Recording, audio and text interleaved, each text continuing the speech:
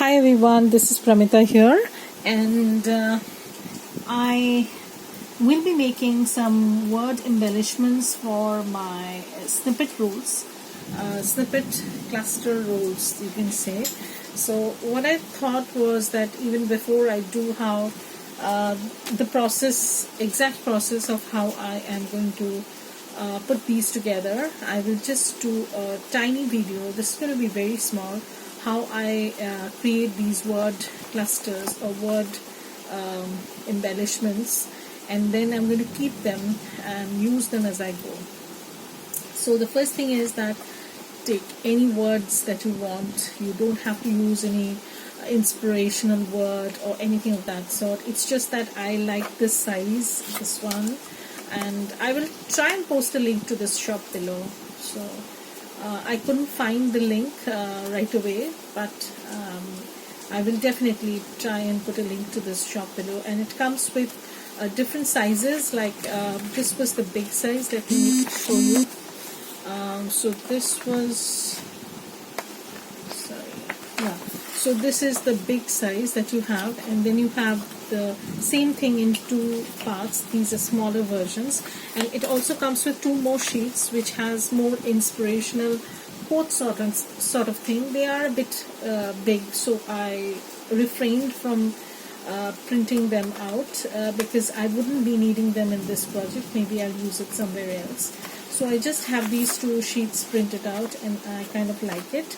And what I'll do is, this is basically very simple. I'm just going to walk you through the process. So the first things first, I'm going to cut these off. You can use any words that you have or any numbers that you have that you would want.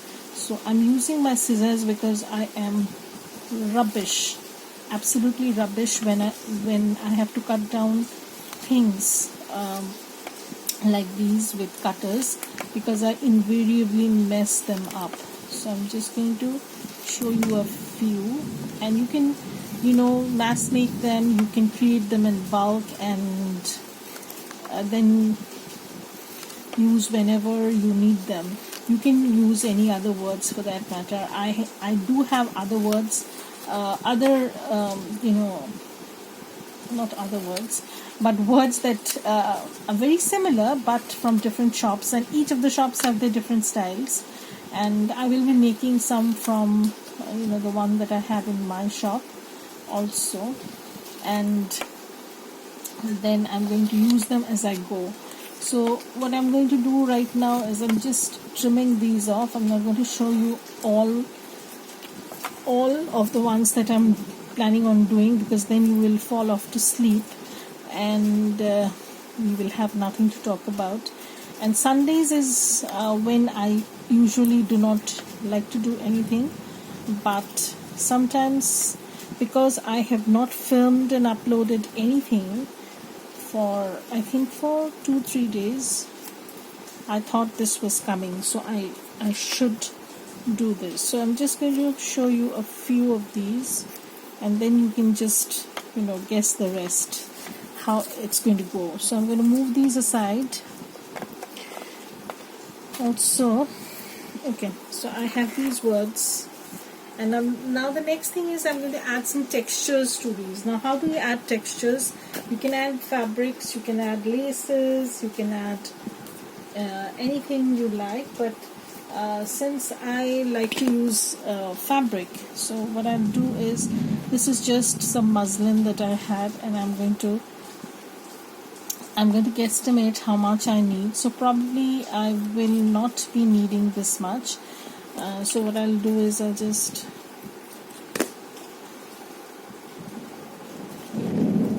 need to tear this a little,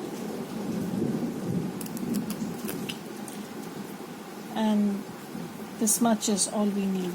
So I'm just going to layer this over here, and you can see it's already looking very tatty. And I have been receiving such lovely comments. Please ladies, comment below. It may take for me a while to get back to you, but I definitely will, because as I said before, I'm also back at my teaching job, and now it's doubly difficult because I am working with a new batch of people, so it's difficult. So now I have these mesh kind of thingies, and you can just alter this up. You can put the mesh just below. But my sewing machine, I have said this before, is not very happy when it comes to sewing through these kind of meshy fabrics. So what I do is I usually layer them on a piece of paper. So that does beautifully, because this also gives an additional support. Like I have this, and now I'm going to layer this, or just glue this entire thingy over here, and then I'm going to stitch this and come back to show you how it looks. Okay, so here I am. I have finished sewing this. As you can see, you can use up scraps of papers, which I usually do. This is an excellent way. So this acts as a backer. So now what I'll do is I'll just tear this off very gently, so that I don't have any papers showing through the fabric, and I have seen when appliques are put on fabrics, like decorative appliques, lace appliques, they usually back it with a different kind of thickish fabric or paper, sometimes some sort of buckram sort of thing. It's called buckram, or something to interfacing sort of thing, so you have this tatty kind of stuff done, and then you can just put it somewhere. I'll just show you. So you can put it somewhere like this, and then it's good to go. So I'm going to make a bunch of these, and when I'm embellishing these snippets, tiny scraps, I will just use them when I need and whatever I need. So I will go through my stash and see what are the different kinds of words that I can get hold of, because there are quite a few, and I'm going to make them in bulk and keep it, because even if I'm not using in a project like this, I can always use them anywhere I like. So keep watching for that, and I will try and upload the basic part 1 today, so that you people are abreast with the the masterboard process. So thank you everybody for watching this, and also I just said that I will be starting a crafty vlog sort of thing, where I will be posting updates of my daily craft routine and how I go about making so many projects at the same time, and also keep a job. How do I time manage things like this? So thank you everybody for watching this, and bye. Have a great day. So the previous section of the video was shot before I started my weekly vlogs, so you would see a reference about weekly vlogs in that video, but I will not be talking about any more weekly vlogs. So I decided to make a few more of these word embellishments, because these are one of my favorite things, and you can see how I have put this together, the word together. And you can use up your scrap fabrics, papers, and scrap laces, a lot of things. So these words are from my Poch prints. If you are interested in knowing the kit, then please comment below, and I will be more than happy to send you the link in the comment section also. So what I'm trying to do is, these were pretty long strips, so I just reduced them in size so that they may fit anywhere I like. So this says stars, and this the script paper that also came in one of the kits. I don't remember, I think this was some sort of a shabby cluster kit that my Poch print has. So it comes with 2 tiny pieces of papers, one with the shabby rose and other with the script. So I decided to pair this with the script. I know the script with script, you might think, but basically they looked good together according to me. So I decided to go with this. So you can make simple clusters like this, just layer them up on your papers, and you can use up a lot of your scrap. This is another scrap busting idea. I do have a playlist in my on my channel where it is called Use Up Your Scraps. So you can watch that and get some ideas how you can use up the scraps that you generate, because I am a big person who doesn't like to waste paper. Even if I throw the paper in a, when I'm doing a project, what I do is I keep them in a plastic bag, transparent looking, so that I know that here are my strips, mostly strips, which I then again use to strengthen the pockets, layer some stuff, so things like that. So you can make simple clusters like this. You can layer them with this organza ribbon I thought I'd use this, but then I decided that I can layer this with some cheesecloth. So it's totally flexible, and you are a step ahead in your project basically. And these are very versatile, so you can use them in any project you like. So I like to keep them in this fashion so that they are flexible. I can use them anywhere I like. And also I have some already things prepped up, so that the process of journal making or any project that I'm doing will take less time. So that is one of the things that I would like. So I will be making a few more. So as you can see, I have already done some. These are the ones that I've already done using the same technique. I've just torn up some papers, some words, and I've made them this, and I've kept them into the stub. And when I'm ready to make the snippet cluster masterboard rolls, I will be good to go. So this is another word thingy that I have, and this is how I give the the labels a jaggedy kind of edge. I don't move the scissors. If you watch my hand, I don't move the scissors, but I only twist the paper a little bit, not much, so that it doesn't tear off.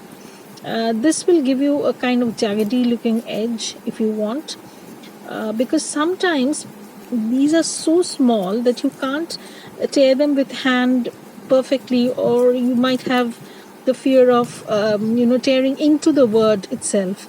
So that is why I sometimes do things like this. And then I'm going to ink this, and you will see that it will have the torn sort of look. And yeah, so these words, they come, this is also from my parchments. This come in two designs. So I'm going to layer this with this paper.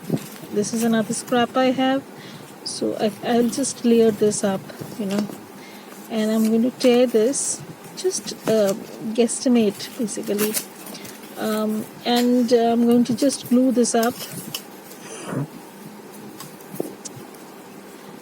I'm taking the edge off because, as I said, I want that raggedy kind of look. It appeals to me more, and I'm going to then decide whether I want to ink it or not. So it's totally up to you. You can use your pinks, or you can also use a little bit of gathered twigs or vintage photo, or if you do not want too grungy a look, you can always use antique linen. That is another option that you can use. So here we have this word laugh, and I'm just going to glue this down. And again, you can layer this with lace, with more scraps of paper. It's totally up to you. So these ones that I'm doing are not all stitched, but some will have the stitched effect.